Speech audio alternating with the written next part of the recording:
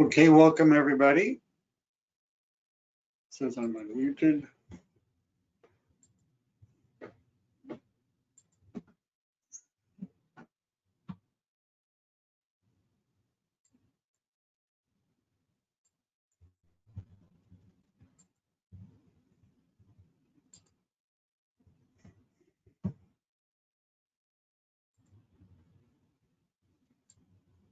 There we go. If you can hear the sound of my voice, raise your hand and go to webinar, hand raising control panel. Just let me make sure that I'm not talking. All right, very good. I see. Marvelous. Let me do one thing first.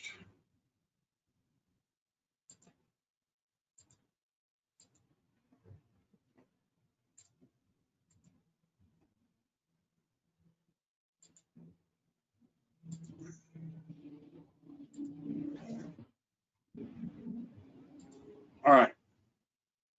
Well, welcome everybody. Let's go ahead and get started. My name is Michael Devlin, and I represent the Michael Devlin Group. And tonight we're going to talk about how to launch a successful real estate career. I hope that's why you're here. And the topics that we're going to cover are number one, why real estate and why now? And typically what I find when people are taking time out on a Monday evening to participate in, well, something like this, it's usually because they're looking for something new, something different, hopefully better in their business or professional life. So I'm assuming that's why you're here. And if you're thinking about doing something different, doing something better, why would you consider getting into the real estate business? What do you have to do to be successful? How much money can you really make? How long does it take? We're going to talk about that. Also, whether or not now, in fact, would be a good time to get started. The second topic we're going to cover is how to choose an office to affiliate with. Because if you've decided you want to get into real estate, the next question is with whom. There's different kinds of real estate companies. They operate and are structured differently. And we'll look at some of the differences that would be important to you in picking an office to work with. And then finally, in how to get started, we're going to talk about what do you need to do to get a real estate license? How long does it take to get a real estate license? How much does all of this cost? All right. I hope that sort of sounds like what you came to hear because, well, anyhow, that's what I'm going to talk about. So let's start getting this to click with why real estate. And I'd like to begin the discussion with some definitions. You've probably heard the term broker and the term salesperson. Those terms refer to two different kinds of real estate licenses. You could have either a broker's license in California or a salesperson's license. Now, in a sense, there isn't a big difference between the two, in that if you have a real estate salesperson's license, you can do everything a broker can do with two exceptions, right? There's two things that you can do with a broker's license that you can't do with the salesperson's license. Number one is you can be independent. So salespeople have to work for brokers, but brokers don't have to work for brokers. Brokers can be independent. The second thing you could do with the broker's license is, well, you could brag about it. You could tell other people that you've got the advanced license, the graduate license, the executive license, and they probably have no idea what you're talking about, nor do they particularly care. If you're thinking that, well, I still want to be a broker, even though I can pretty much do everything I want to do with a salesperson's license, in order to become a broker in California, you need 2 years full-time experience or 4 years part-time experience in the last 5 years. And it's not just that you get your real estate license and then you can wait 2 years and become a broker. You have to prove that you've actually been selling real estate. There's some good reasons behind that. Then there's the word. So we're going to talk about how to become a salesperson first, because you'll have to become a salesperson first. Then there's the word agent. Now, the word agent is different in that it denotes a relationship where there's at least 3 people. There's a person who's called the principal. There's an agent who represents that principal, and they represent them with third parties, which are called, well, they're called third parties. So if there's no principal and no third party, then there is no agency. Now, this comes up in that real estate people that are getting their license or have gotten their license will come to me and say, hey, let's say I get my real estate license and I decide I want to buy a house for myself or my family, either as a residence or an investment. Can I be my own agent? Right? I've been asked that question many, many times. And the answer technically, legally, is no. You cannot be your own agent because by definition, an agent represents somebody else. And if you're representing yourself in a real estate transaction, you are not an agent in that transaction. You're a principal in that transaction, and you can't be both. Now, that, by the way, was an accurate and technical answer to the question that I was asked, but I also know it really wasn't the question, right? That really wasn't what they were asking me. This is what they were asking me. They were asking me was, if I get my real estate license and I decide to buy a house or property for myself or my family, can I save money on the commission, right? That's really the question they were asking, and the answer is yes. But it's not because you're acting as an agent in the transaction, you're not. It's because you're a licensee. And the word licensee refers to people that have either a broker's license or a salesperson's license. And then there's the word realtor. The word realtor is a copyrighted designation of the National Association of Realtors, which is a trade association, which is a lot like a union. It's a lot like, it's like the Teamsters Union, right? That kind of a union. Now, for those of you that aren't familiar, if you were a truck driver, you could be a member of the Teamsters Union. My question is, if you want to be a truck driver, do you have to join that union? And the answer is no, you don't have to join the union. All you have to do is get the right license. And if you have the right license, then you can drive trucks. But you might choose to join the union. Some jobs you won't get if you're not a member of the union. They have training and job boards and insurance programs. They got stuff, right? So there's a difference between being a truck driver and being a Teamster. So it's the same thing in real estate. The law does not require that you join the Association of Realtors, right? All you need is the license legally to sell real estate. But if you're selling residential real estate, 1 to 4 units, you're probably going to have to join the Association of Realtors because that's where you get access to the multiple listing service, that key that unlocks homes when people are not there, all of the forms and things we use. But there are a lot of things you can do with a real estate license. Now, residential is one of those things, right? And I'm talking about 1 to 4 units of residential property. But you can also do commercial real estate. I've had people say to me, I don't want to sell homes. I don't want to go to people's houses. I don't want to work weekends or evenings, day to day, normal business hours with business people, commercial real estate. That's for me. How do I get that license? And the answer is there's no such thing as a commercial real estate license. There's just a real estate license. And if you have a real estate license, you can do residential and you can do commercial. Now, many of the commercial agents are not members of the union. But they don't use our forms, they don't use the same lockbox system, they don't use the same MLS. You also can do loans with a real estate license. Now you have to take another course and pass another exam and pay another fee to get your license endorsed as a mortgage loan originator, but mortgage brokers are real estate brokers. And the people that work for them have real estate licenses. You can do property management.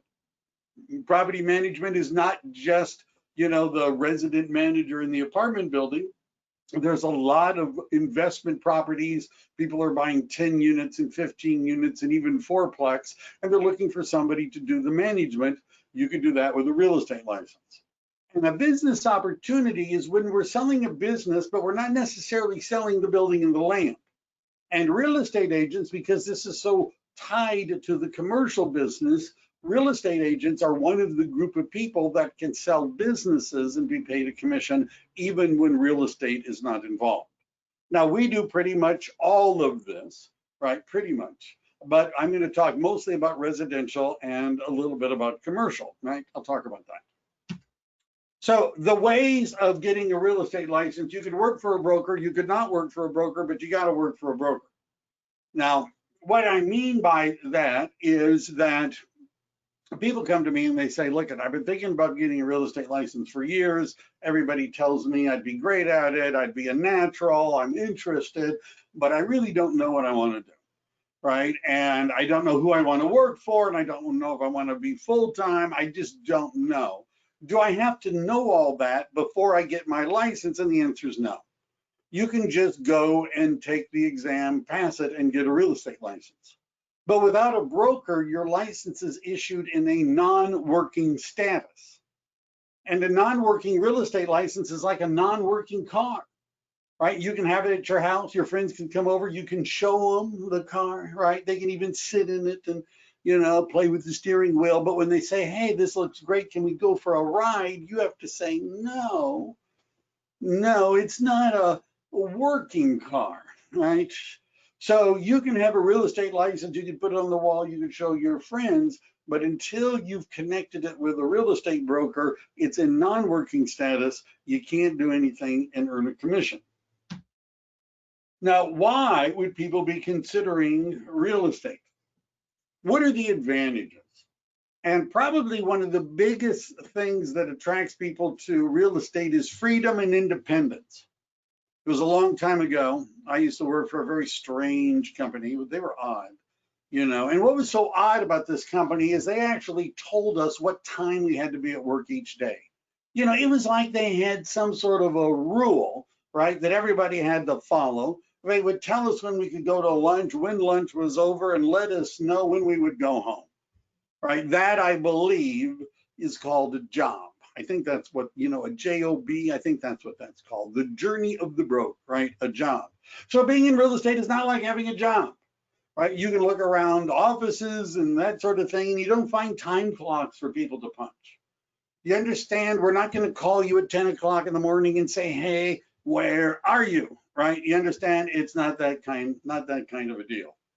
And the relationship that we have with the associates that work with us is not an employer-employee relationship. It's more like a business consultant or a business advisor to a business owner. And the people that are most successful in real estate are people that always wanted to be in business for themselves, right? And it wouldn't hurt if you had some business experience or business acumen, right? Because you're starting a business for yourself. Do you know what one of the biggest disadvantages is to being in real estate?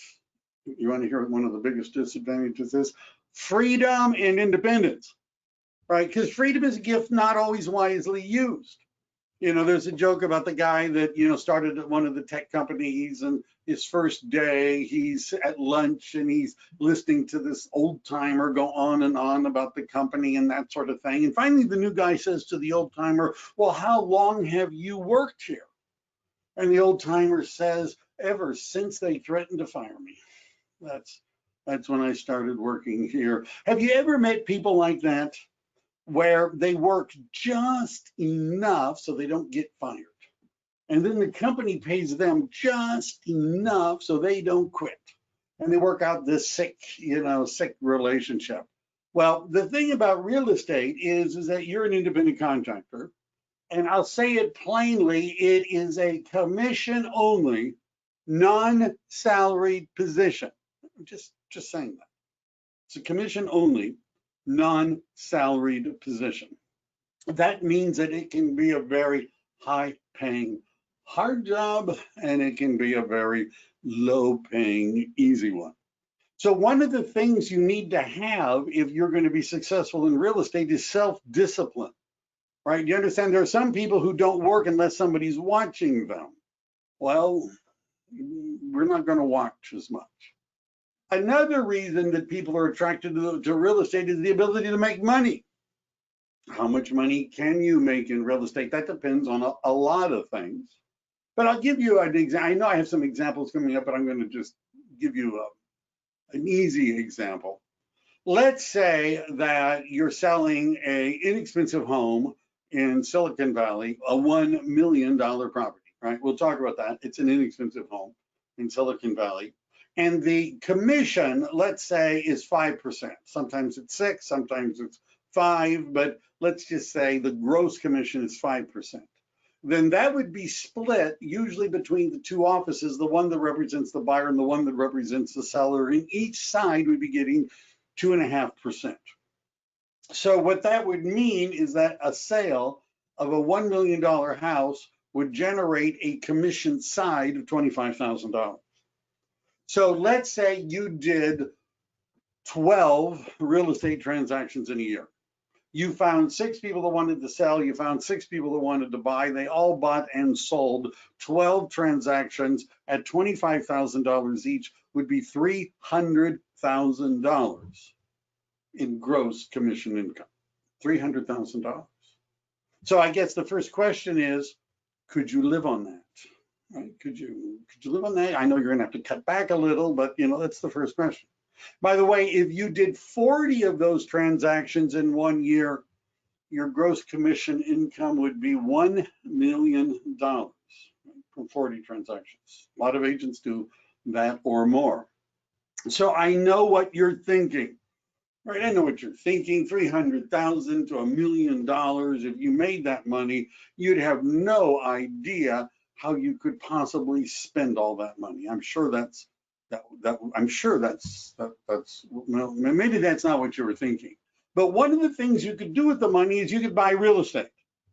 One of the reasons that people get involved in real estate because they want to invest in real estate. Have you ever heard the phrase buy land? They're not making any more of it. So many people that retire with wealth did so by the acquisition, holding, the sale, and investing in real estate. And if you wanted to be a real estate investor, being in the real estate business would be a pretty good place to be. You see properties before everybody else does. You know what's happening in the market. You understand different financing. You get the idea. And so we oftentimes live on our commissions, but retire on our investments. Another reason that people are attracted to real estate is security. Now, that may seem weird if you're an independent contractor. Isn't there more security working for a big company? Not always. No, I had a friend who went to San Jose State, mechanical engineering degree, went to work for Hitachi, hard drive division, and after 28.5 years, they laid him off. And they said it was nothing personal, right? He didn't think it was because they shut down the department, the division, they closed the whole plant. Now, I'm not saying he was a perfect engineer. He had a lot of patents. He seemed to be doing well, but it didn't matter how well he did. Right, you understand, even if he had been a perfect engineer, he still was going to get let go. And that's because it wasn't that anyone decided that he wasn't doing a good job here and now. They decided we don't need anyone here or now to be doing that job. So in real estate, because you're an independent contractor, because you're in business for yourself, you can fail at it. You can be bad at it, but you can't really get fired at it, right? Because if you don't get along with us, you can take your license and go down the street and go work for another broker. If you find out you don't get along with any of the brokers, then you just have to tough it out for 2 years and go get your own broker's license, and you can, sit in your room. I don't know, right? But you get the idea. There's you can fail, but you can't get fired. So ways of approaching real estate. I see different kinds of people coming into the business. There's the investor agent. We've always had those, right? There seems to be more of that now, but we've always had those. And those are the people that are in real estate because they want to invest in real estate and they know that learning how to do this for others is going to help them do it for themselves. Then there are part-time agents. Now, the investor is usually part-time, right? They're working in tech. They got other stuff going on, right? They're not always a full-time investor. Some are. But then we have part-time agents. And the part-time agent is somebody who really wants to do real estate. They're not necessarily just an investor, but they have either a family commitment or they have a job or something, so they want to do this part-time. Now, in residential real estate, that's not a difficult way to get started because most of the work we're doing is evenings and weekends when the clients aren't busy, which is, of course, when you're not busy and you can do it part-time. And some people want to do it part-time permanent, right? Because where they work is where they meet all the people they're working with, and other people want to be part-time transitory, which means they want to get out of their part-time business and get into real estate full-time. Then there are the full-time agents. And the full-time agents are people that are doing it full-time, right? This is the job. This is how they make their money. This is what they do, right? And they, and it's that percentage might be as small as 20% of the people that have a real estate license. And then we have big-time agents. And the big-time agents have teams, and they have teams in other areas and other markets. The group I work with, we have people in Sacramento, we have people all over, because that's where the movement is. And those are the people that are doing 40, 50, 100, 200 transactions a year. Those are all options for you once you get into real estate. So if you're doing it full time, some of the challenges are, number one, this is sales. And some people are surprised to find that out. And sales means you're paid for talking to people. You're paid to have conversations with people about buying, selling, or investing in real estate. And the more people you talk to, the more often you're going to get paid. And one of the nice things about real estate, it's something that everybody pretty much wants. If you were to ask what percentage of the American public now or in the future is going to buy or sell real estate, that's pretty much everybody. And that means that everyone you know and everyone you meet is a potential client. So not only do you have to meet people and contact people and communicate with people and have conversations with people, you have to follow up with those people. We know that about 70% of all real estate transactions come from the following up, not from the initial contact. You need to talk to people about real estate. If you only talk to some people about real estate, you're only going to get paid some. But if you talk to a lot of people about real estate, you can get paid a lot. And who do you talk to? Well, you start by talking to the people you know. And that's because you know them. And somebody that you know or somebody that they know might be interested in buying, selling, or investing in real estate. And our studies show that about 40% of all transactions come from a referral from a family, friend, or coworker. So in addition to the people you know, you're probably going to have to talk to people you don't know, because you may not know enough people to make a career just out of them. And so that process, that willingness, that ability to have conversations with people that you not only know, but people that you don't know, is what's necessary in order to be successful in the business. And it might take a little time before the business takes off. Now, I've signed people up in June and have them close and get paid their first commission check in July, but that's not, I would say, typical. So if you got your license today, how long would it take you to meet somebody and have a conversation with people and have them interested in buying or selling real estate and actually close the transaction? It could be 6 months. Right now, again, it could be 1 month. So our goal is to get you to do something in the first 30 days, but I'm just saying you ought to have some reserves. You have to be willing to work evenings and weekends. Residential real estate, you have to be a self-starter because no one's watching over you. You have to be the CEO of your own business. There's no salary. It's a commission-only business. But did I mention our average commission was 25,000? And you might need some startup capital. It's going to cost a few $1,000s to get your license, join the Association of Realtors, and get started in the business. I'm just saying. So what you need to succeed, it helps to have a goal. And then from the goal, we can develop a plan and a schedule. I'll give you an example. If you like the idea of $300,000 in gross income in a year, that was from 12 $1 million transactions.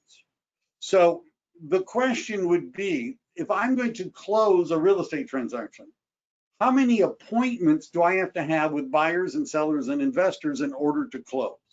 Now, your mileage may vary. It depends on who you're talking to and how good you are at it. But let's just say starting out, you have a 4-to-1 ratio. You need to have 4 appointments before you actually close one transaction. So if you're going to close 12 transactions, you would need 48 appointments. That means you would need one appointment a week for 48 weeks. You can take a month off, right? You're in real estate. Take a vacation. One appointment a week for 48 weeks on a 25% conversion rate would produce 12 transactions a year, which at $1 million and a 2.5% side is $300,000 in gross commission income, and you're shopping for a Tesla. So now the question is, all right, I only need one appointment a week. That doesn't sound too hard. So how do I get an appointment a week? And the answer is you're going to have conversations with people. Well, how many conversations? Let's say 50, just as a for instance. So you need to have 50 conversations with people about buying, selling, or investing in real estate in order to have an appointment. And you're going to need 4 appointments in order to close a transaction. Now, what that would break down to is if you talk to 10 people a day about real estate, and you did that 5 days a week, that would be 50 conversations a week, which should produce an appointment a week, which should produce a closing a month, which would be a good thing. So now the question is, well, who am I going to have conversations with and what am I going to say? We have training and coaching and tools and systems for all of that stuff, right? So it's part of the things we teach you what to do, where to go, what to do, what to say. So there's a relationship between commissions and service, particularly at the beginning, where the more they pay you, the fewer services they provide. Plus, many offices charge monthly fees, they call them desk fees and things like that.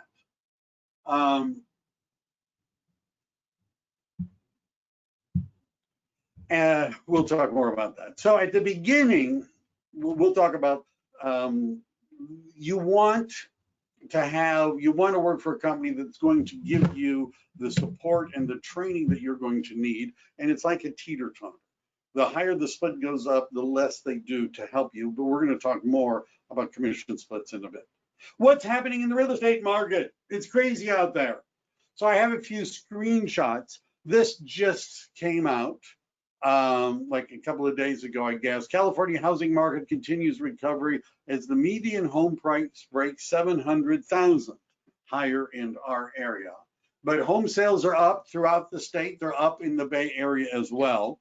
In fact, for August of 2020, this shows what's happening in the different regions, but you can see I've highlighted in the San Francisco Bay Area, and you may not be from the Bay Area, but I don't know, that's what I'm talking about now. The median price in the 9 counties that constitute the San Francisco Bay Area was $1,068,000. That's all, which is up over 168,000 from last year, which constitutes a year-over-year change of 18.7%. Right now, sales year over year are also up almost 11%. Prices are up and sales are up year over year for the Bay Area. And you can see if you look through the different parts of California, that's kind of true almost everywhere, right? To different degrees. What's going to happen in the future? Our friends at Zillow and their economists predict that the sales are going to peak in the fall, stay above what they were before the pandemic through the 2021. They're going to be high, but that's probably because there's been a lot of pent-up demand and it's going to taper down in 2021. The price outlook is going up and there's more information about their predictions. The economy is showing improvement. However, it's still somewhat uncertain. And whether or not prices are going up and the strength of the market obviously has a lot to do with the economy. Right now, the market is on track to beat last year's success. Back in March, there was a lot of doom and gloom. It's going to be terrible. At one point, we were down 50%. We thought it would be 15 to 20 for the year. However, 6 months later, the market seems to have recovered. The National Association of Realtors, in their pending sales report, their chief economist says that his forecast for 2021 is optimistic, stating home sales will ramp up again next year between 8 to 12%. And they're expecting that this year to end better than 2019. Now, let's say you would like to know, well, more about this, which wouldn't be necessarily a bad thing. But tomorrow from noon to 1, I'm having a guest speaker, Nora Garrett, with Freddie Mac. And Freddie Mac is a GSE, a government-sponsored entity that's in what's called the secondary mortgage market. You'll be hearing from the lender themselves. This is a representative for Freddie Mac, and it's on the state of the housing market and the borrower of the future. And if you're interested, I put the link in. You want to know more about what's going on in the market, check that out tomorrow. Choosing an office. I'm affiliated with a company called eXp Realty, which is a national and international company. And we're just going to briefly go through some things about that, as well as to what you might look for in an office. eXp is growing very fast. You can see our upward trend. Things that have been happening in the last 6 months have actually attributed substantially to our growth. It was easy for me to say. And I'll get into that in a minute. And the idea behind eXp was looking at the innovation between the relationship and the change between the brick and mortars to the anytime, anywhere, right? There was a time, by the way, when Netflix asked Blockbuster to buy them, and Blockbuster turned them down because they said, why do we need you, right? We all know how that turned out. Circuit City, I don't know if you remember them, probably, maybe not, right, depending on your age, but now we all use Amazon. And so what Netflix did for Blockbuster, what Amazon did for Circuit City, and those kind of retailers is what eXp is doing with traditional real estate brokers.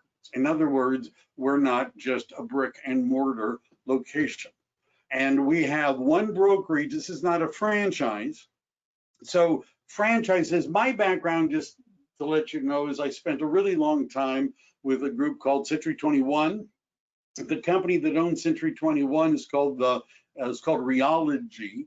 They also own Coldwell Banker, ERA, Better Homes and Gardens, Sotheby's, Zip Realty, Climb Realty. Anyhow, they own a lot of them. And they're a franchise. I worked for Keller Williams for 7 years.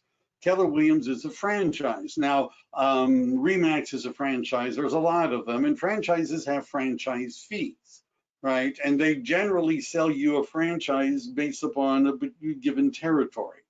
eXp is a cloud-based brokerage. It's not a franchise. There's no franchise fees that are involved, and we're not geographically limiting people. So we use a cloud campus environment. There's no desk fees because, well, we don't have desks. You can work from anywhere. That eliminates a lot of the brick and mortar costs. There's no expensive leases, which means that we can invest money in agent support and technology. Paperless transactions has already been the way we're going, and you can get instant access to the training and support. Every week, we have over 50 hours of live training online on everything from how to fill out a contract in California or Florida or Texas or Nevada or any state in the United States, how to get business, how to generate leads, how to use social media. CRM stands for a customer relationship management system, and that with technology tools. And you have real-time support. You can get immediate answers. There's live people to talk to, like every day, to get answers to your questions. And we even have support teams available online weekdays, as you can see, pretty much all day long. And we're international, which gives you the opportunity to collaborate with people in other states, other countries, and we're growing. And also there's a lot of sharing of information. As you can see, in addition to the United States and Canada, we're in Great Britain and Australia, and anyhow, and others are being added. One of the things I liked about EXP is equity opportunities. I was at Century 21, let's just say, for a really long time. A lot of the people that were at those offices that I worked at, I had recruited and trained and coached. And now that I'm gone, I get nothing. Right? You know what I'm saying? It's all over. However, at EXP, you can actually get equity in the company. We have stock awards, stock options, and things like that. And based upon your production, you can get increasing levels of stock options. 5% of all my commissions goes to purchase stock in the company. And the agents have a voice.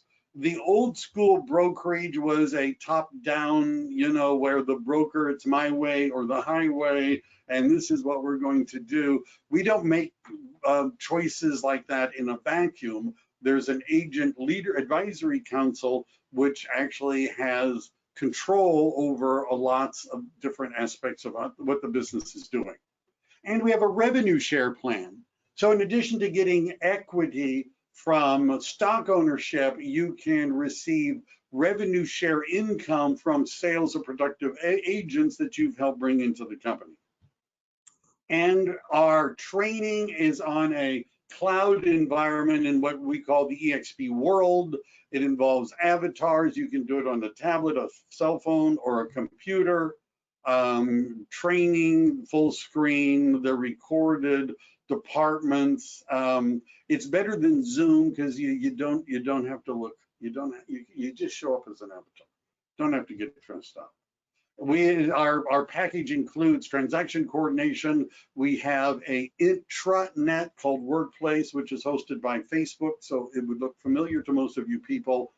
Branding, marketing, lead generation, all of that stuff we have. We've been called the Amazon of real estate, right? The cloud-based system by Real Trends, MarketWatch, Inman. You can see Seeking Alpha, and the system that we have, there's no desk fees, no royalty fees, no franchise fees. So when you're on your first 3 transactions, you're in a mentoring program, but the general system is 80% to the agent and 20% to the company, but it caps at $16,000. As an example, let's say I sold an $800,000 house. And it was a 2.5% side, either the buyer or the seller side. That would be $20,000 in gross commission income. Now, if the office gets 20%, then the office is getting $4,000. After that has happened 4 times and the office has received $16,000, I would get 100% of all my transactions for the rest of that year. We have very low startup costs and we don't charge a lot of fees, which most real estate companies do because we don't have the same expenses. We're the #5 real estate company in 2019, ranked by agent count, #7 in sales volume, #5 in transaction size, #2 in the increase in sales volume. We're one of the largest independents, one of the biggest real estate companies in the United States. We'll talk more about that once you get your license. So now the question is, all right, what do I need to get started? How do I get a real estate license? There are 3 things you have to do to get a real estate license. #1, you have to complete 3 college level courses in real estate. That doesn't mean you have to go to college. We can cover all of that in our system. The second thing you have to do is pass an exam given by the California Department of Real Estate, and then you can apply to get a real estate license. Now, the 3 courses that you need before you can even apply to take the state exam is real estate principles, you need real estate practice, and you need an elective from anything on this list. Now, you'll notice that on this list is accounting, economics, and business law. What that means is that if you have ever taken accounting, economics, or business law from a junior college or better, and you can get your hands on a copy of the transcript, it doesn't have to be an original. This isn't like applying to Harvard. You have the 3rd course. Now, I've had people say, I've got accounting, economics, and business law. That's wonderful, but only one of these is going to help you. You need real estate principles, real estate practice, and one from this list. If you're thinking, well, I don't have accounting, economics, or business law, legal aspects of real estate, which is the legal aspects of real estate, which is real estate law, is included in our bundle.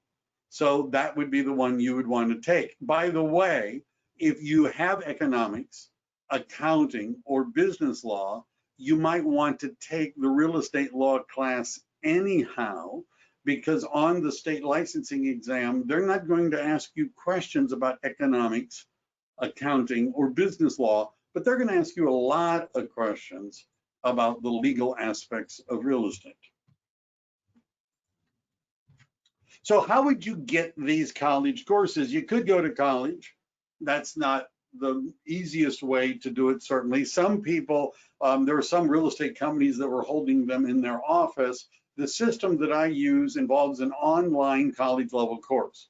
Let me just explain how an online college level course works. You've enrolled in the course, and then you log into the website. You get a welcome, you log into the website, and you hit the start button. That's important, because once you hit the start button, a timer starts ticking, metaphorically. And in 18 days from the day you started the course, you become eligible to take the final exam for that course. You don't have to take the final exam in 18 days, but you can't take it any sooner than 18 days. Now, the final exam for the college, the 3 college level courses, the final exams are online final exams. You can take them at home, and they're open book tests. Let me go over that one more time. The 3 final exams you're going to have to take to get a real estate license are online, at home, open book. Cheat as much as you want to. Final exams, you can cheat as much as you want to. They give you 3 hours to get 75 out of 100 questions right. Did I mention that this is an open book test? That's why they make you wait 18 days, because you could pass tonight, right? We gave you the book, 3 hours. In 3 hours, you need to get 75 out of 100 questions right. You could look up 75 answers in 3 hours just by going through, just by searching the book or the internet. That would make this whole thing look like kind of a waste of time. So because you're supposed to be taking a 45-hour course, the Department of Real Estate wants you to take at least 18 days before you take the final, which is sad. Now, I hope you understand that what we've covered so far is not the hard part. I hope you get that. This is not the hard part. The hard part is taking the state exam, because the state exam is not an online test. It's not not a test you can take at home. You have to go to one of the Department of Real Estate's physical facilities in order to take the test. And they have Oakland, but they're not giving the test right now in Oakland, but they plan to soon. Sacramento, Fresno. There's a LA County, Orange and San Diego area. There's 2 down there, but those are your choices. You have to physically go to one of their facilities. It's not an open book test. You're not allowed to cheat. They're watching you. The 150 questions on the state licensing exam are all 4-part multiple choice questions. You know, the A, B, C, D, pick the best answer, no essays, no short answer fill-ins, no fill in the blanks, no true, false. All of the questions are A, B, C, D. And you have to get 70% of the questions right on the state exam in order to pass. Does that sound like a particularly high score to require? You're laying on the operating table. You hear your brain surgeon comes in. You hear your brain surgeon talking to the other doctor, and he says, "Hey, are you nervous?" And the brain surgeon says, "No, I'm not too much. I realize that this is new for me, but don't worry. I passed the brain surgeon's exam. I got 70%.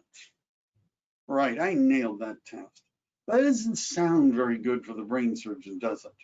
Because if the brain surgeon got 70% of the questions right, it means that the brain surgeon missed more than 1 out of every 4 questions they were asked about the subject of brain surgery. That doesn't sound very good. The 30% he didn't know, maybe that's what he's doing to me. Now, I hope you can see my point. You don't have to be a brain surgeon to get a real estate license. That may come as a shock to you. You don't have to be a brain surgeon to get a real estate license. 70%, that's all you need, and you're in. Having said that, however, every time the Department of Real Estate gives this test, they fail more than half the people that are in the room, and many of those people, they have failed before.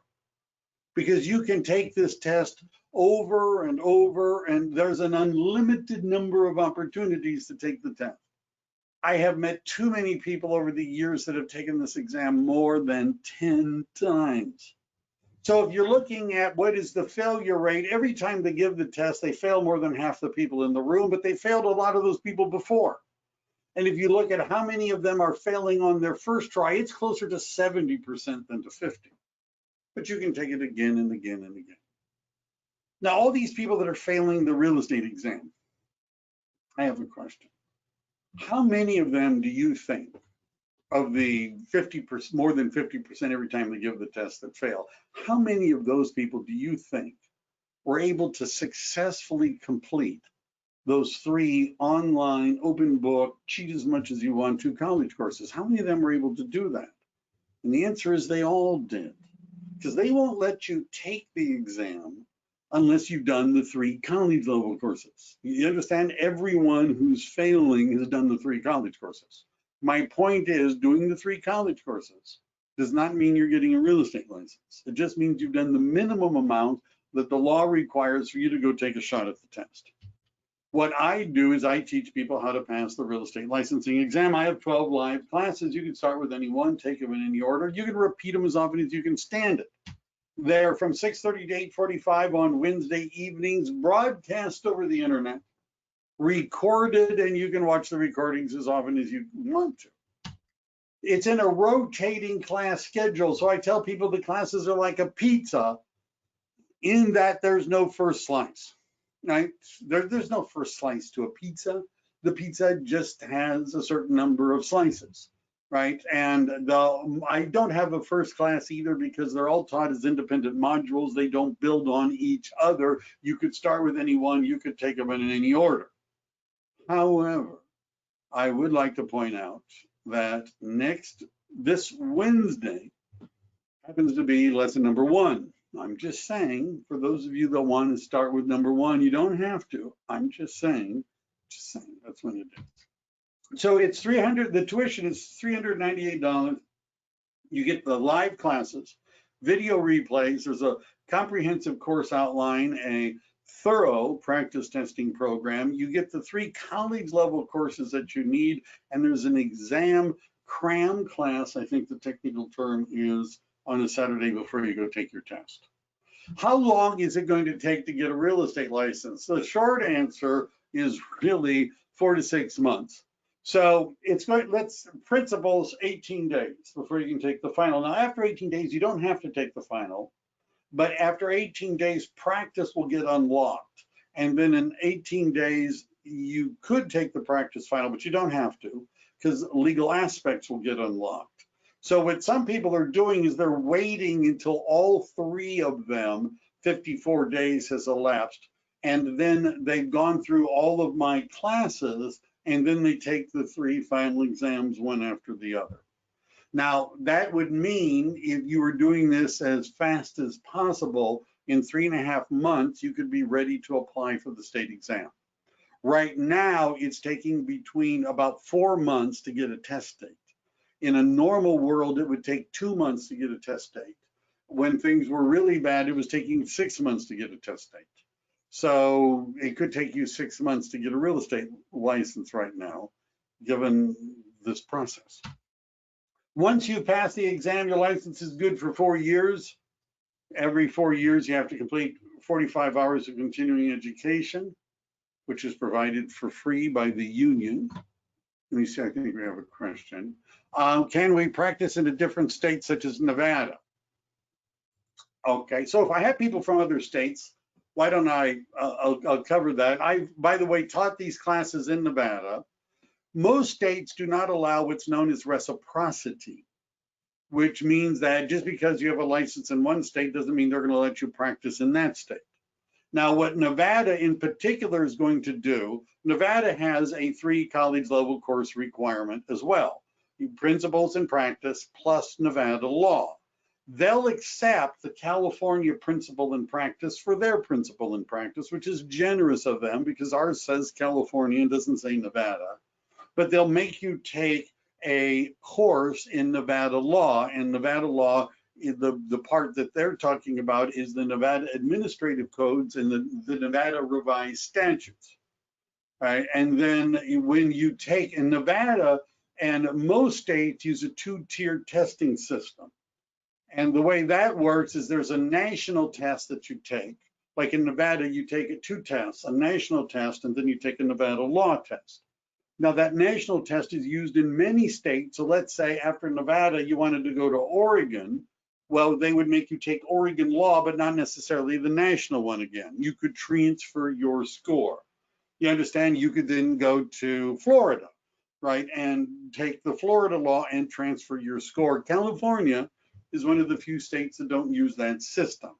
So there isn't any, well, I'm licensed in this state, so I can just sell real estate in the other. That's not really a thing. But it's not that difficult to be licensed in more than one state. I'm not in Nevada as much as I used to, but I used to have a license in both states. I taught real estate license classes and trained agents in both Nevada. And there are a lot of people interested in doing that because there's people moving to Nevada.